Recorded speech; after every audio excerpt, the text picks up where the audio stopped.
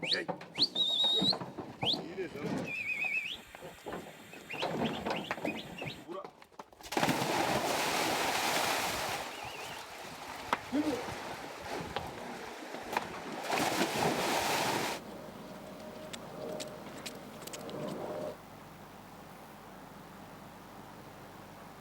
Agriculture as a whole produce about 15% of the greenhouse gas emissions that are associated with human activity.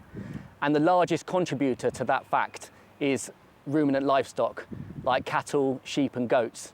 And they produce methane in huge quantities. And this is one of the main reasons why our planet is warming up. And methane is around 21 to 25 times more potent as a greenhouse gas than carbon dioxide.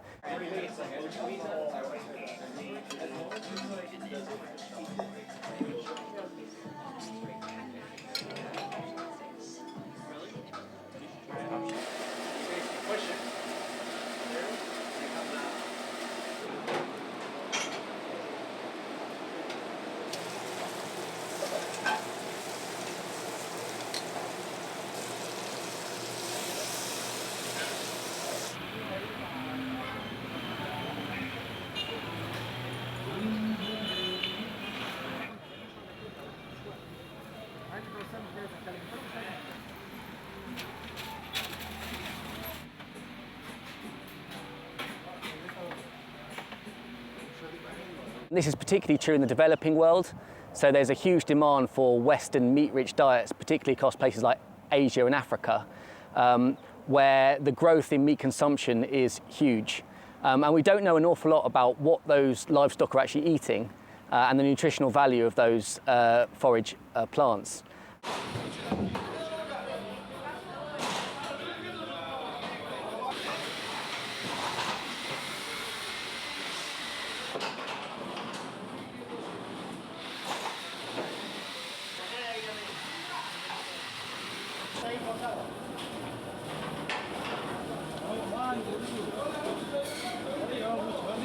Meat consumption is a global asset. It's worth about $1.4 trillion to the global economy, and it employs or sustains about 1.3 billion people.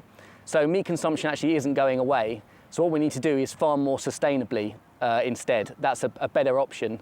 But it is true that meat, particularly ruminant meat like beef, is around 250 times more damaging to the environment in terms of greenhouse gas emissions than some crops.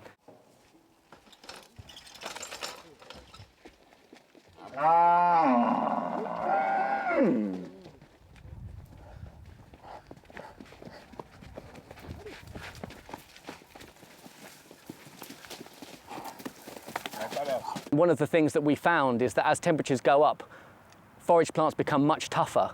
And that's a problem in the future because temperatures are going to go up. So we're likely to see that forage plants are going to become more tough and more difficult to digest. So they have higher fibre, lower protein, and that means they can produce much less meat and milk, but can be associated with much higher greenhouse gas emissions as well.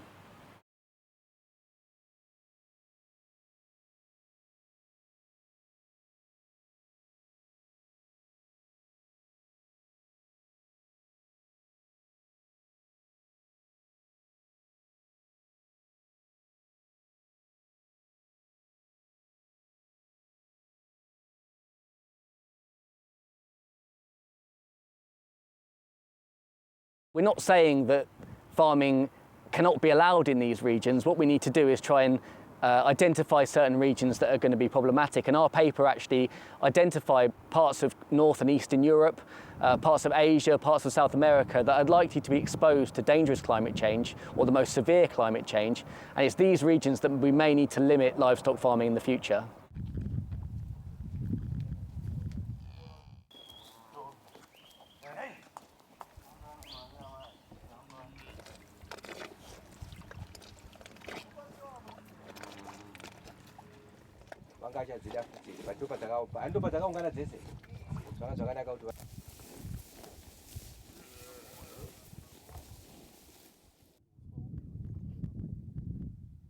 If we can plant more nutritious forage plants and we can plant species that are better adapted to those conditions, then this is the best hope that we've got of farming the most sustainably across these regions and not having to reduce livestock farming, because we know it's so important in terms of producing meat and in terms of providing jobs. So we're certainly not saying that livestock farming needs to be completely eliminated. We need to think of ways of farming more sustainably across those regions.